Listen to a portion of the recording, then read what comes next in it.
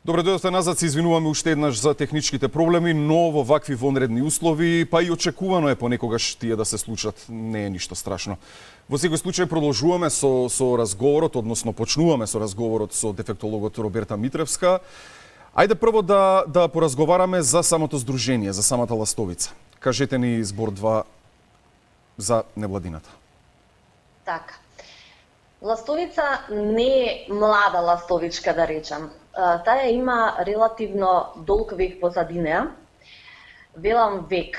Зашто велам век? Затоа што оваа работа наша датира никаде од 2002 година.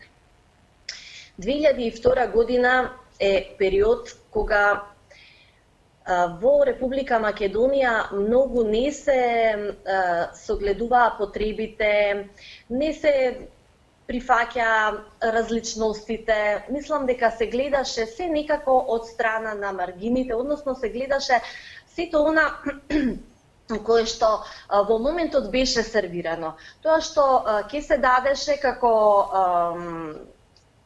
потенцијално дека постои или дека го има во државата, се гледаше само на тоа, ништо пошироко. И сега, некаде 98 година, уште кога се вработив, забележав дека постојат одредени недостатоци во самото општество со кои што би сакале, односно настојувавме да ги нивелираме, да ги снема, да ги надокнадиме, да ги надополниме. Токму поради тоа решивме да действуваме преку невладините организации, бидејќи и не случајно се вели дека невладините организации се тие кои што ги надополнуваат недостатоците на владините, односно им помагаат за да може по-успешно да продрат низ некоја ситуација, да поминат некои моменти. Така, за воочување на проблемот и за негово решавање. Така, да го воочат проблемот и да се работи се повеќе и повеќе. И навистина било така. Ластовица се создаде во времето кога раниот третман беше, освен две институции во Македонија, беше на долно ниво. А потребата беше огромна. И токму во тој период забележавме дека ниту има ран третман, ниту има предучилишни групи, ниту децата се опфаќаат како што треба за раниот третман. Знаеме дека раниот третман е основата врз која што треба подоцна да се гради самата личност. И токму поради тоа одлучивме да ги отвориме првите посебни групи, предшколски групи, во двете посебни училишта на територија на град Скопје. Така и почна Ластовица да действува, така и се оформи токму во тој период и стартуваше со отварањето на првите предучилишни групи во двете посебни училишта. И со големо задоволство можам да кажам дека веќе од следната година, увидувајќи се на потребата на сето тоа, стартуваше деветолетката како еден систем кој до ден денеска постои во Република Македонија. И понатаму продолживме со голем број на проекти, кои што проекти се реализираа во склоп на институциите, во склоп на училиштата. Помагавме таму каде што гледавме дека има потреба. Пак велам, ќе правевме мапирање на терен, согледувавме потребите кои се и врз основа на тие потреби действувавме. Правевме проекти и ги реализиравме, но директно во институциите. Тоа беше директно во посебните училишта на територија на цела Македонија, во заводите за рехабилитација и во центрите кои што тогаш постоја. Сега, понатаму, работата продолжува, потребите се повеќе и повеќе се нагомилуваа, а ние гледавме и не можевме да постигнеме се од едно место и токму поради тоа реши Ластовица малку да се расшири низ Македонија и започна со отварање на своји подружници. Така. Овие подружници веќе функционираат, имаме во Прилеп, имаме во Виница, Имаме во Госивар своја подружница и од неодамна, ќе го споменеме еве и ова, од март месец сега отворивме нова подружница за професионална ориентација на млади и возрастни лица со попреченост во развој. Така. Но за тоа потоа, понатаму самиот процес на действување продолжува, на действување во институции продолжува се до 2012 година, кога Ластовица решава да действува веќе на свое поле, односно да понуди помош во своји простори. Од тука започнува действувањето, отварањето на првите групи. Ние, знаете, еве пак ќе се осврнам на она што на почетокот го реков. Ние сметавме дека имаме потреба да отвориме групи на лица кои што завршиле веќе основно и средно училиште, нема каде да одат. И тие млади решивме да ги опфатиме со одредени наши работилници. Во тој период планиравме да има копаничарство, бидејќи копаничарството беше единствена работилница која што ние ја правевме со лицата со попреченост. И едно 4-5 години работевме на копаничарството, имавме многу успешна приказна со тоа.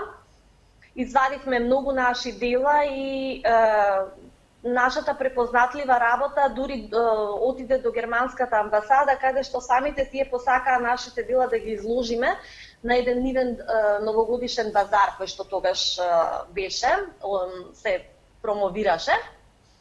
И од тука тргна целата приказна, тие можеби го препознаа потенцијалот кај нас, ни помогнаа да го отвориме дневниот центар. И стартувавме со таа наша идеја, но потребите во општеството се покажаа сосема други. Се повеќе започнавме да имаме повици за ран третман, повици за рано прифаќање на младите, рана помош на децата уште од најмала возраст, односно од 2 години па натаму. Продолживме со работа од 2012 година во нашите простори, со тоа што веќе започнавме со индивидуалните третмани на најмалите, започнувајќи од најмала возраст.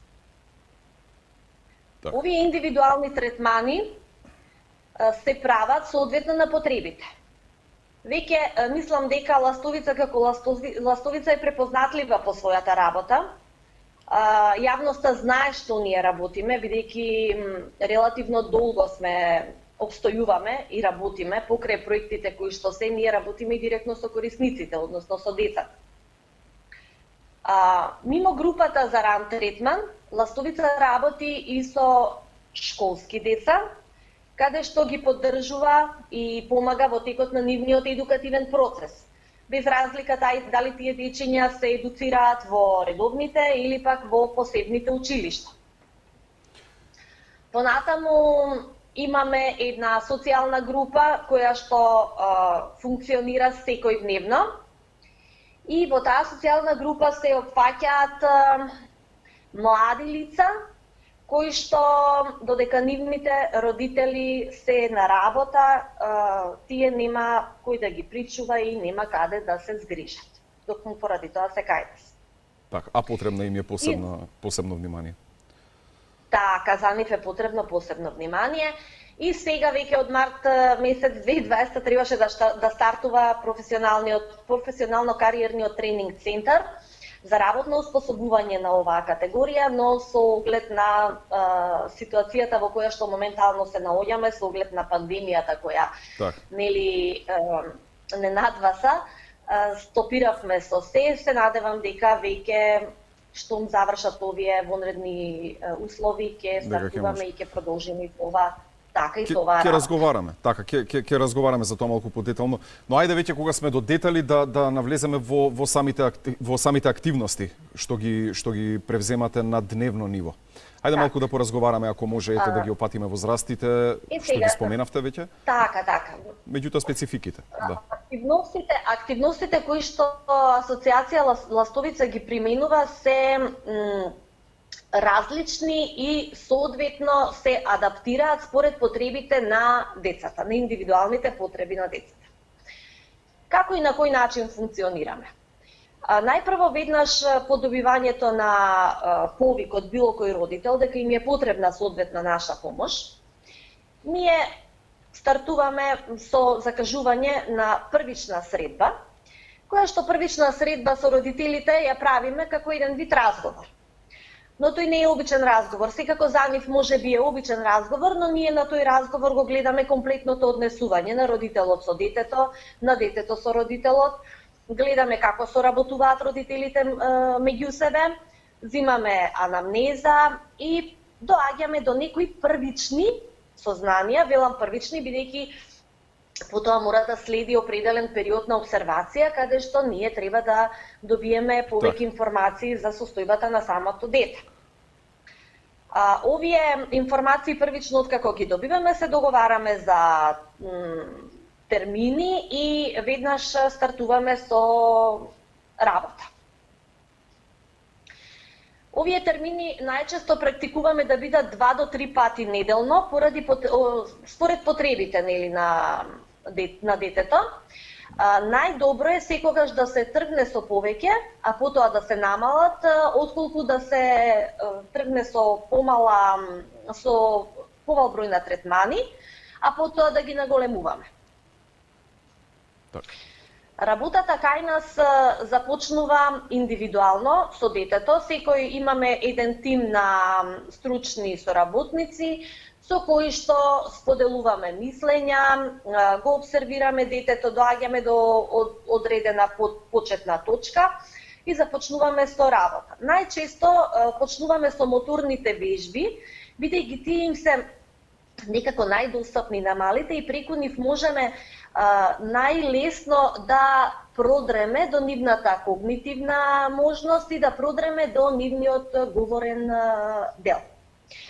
Затоа тргнуваме преку игра, претежно моторни игри, игри, асоцијативни игри, зависно од она на кое ниво е детенцето и што може, каква информација тоа може да прими.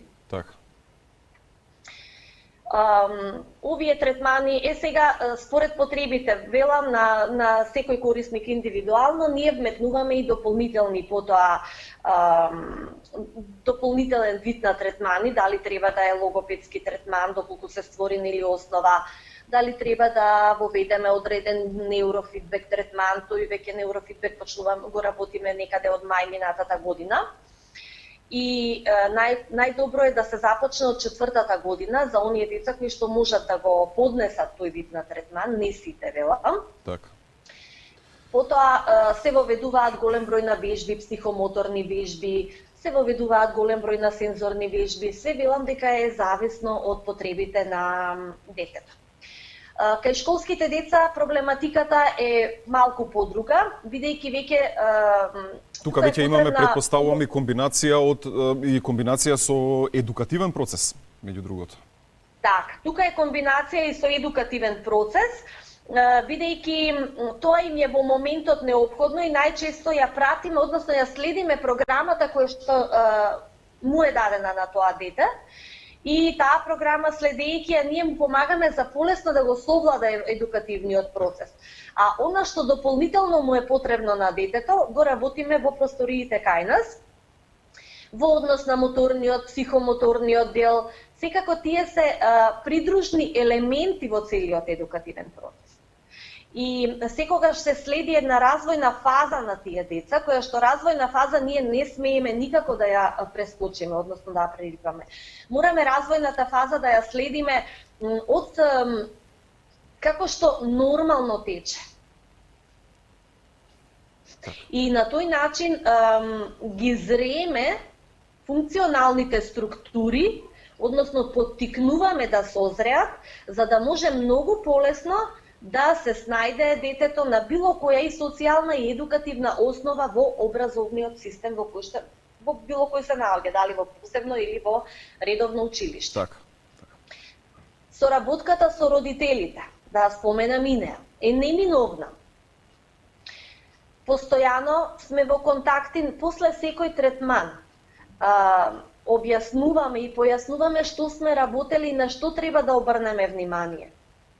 Јас не велам дека преку ноќ ние можеме нешто да направиме. Нашата работа е многу макотрпна. Потребно е многу поголем временски период за да ние нешто направиме за да постигнеме многу мал чекор напред. И затоа Значи, што многу вложен труд. би додал тука, извини што се извинувам што ве прекинувам, би додал тука дека на ваков или на таков начин знам по нешто за за оваа тематика, би додал дека есенцијална е само сакам да го потенцирам дека е доста важно. Есенцијална е тука соработката со родителите, но не само вашата соработка со родителите, туку работата на родителите со своите деца по насоките кои ќе им бидат дадени. Така е, тоа е многу важно. Морам да кажам дека досега не сме дошле до некоја препрека. Се што верувајте, овие родители се најголемите борци. И стварно е тоа така. Се би направиле за своите деца. Тие дури некогаш презаштитнички делуваат кон своето дете, но кај на сето тоа е разбирливо. Ние гледаме како да им ја доловиме реалната ситуација, таа ситуација родителите да ја засакаат, да ја прифатат и да може да действуваат на тоа поле.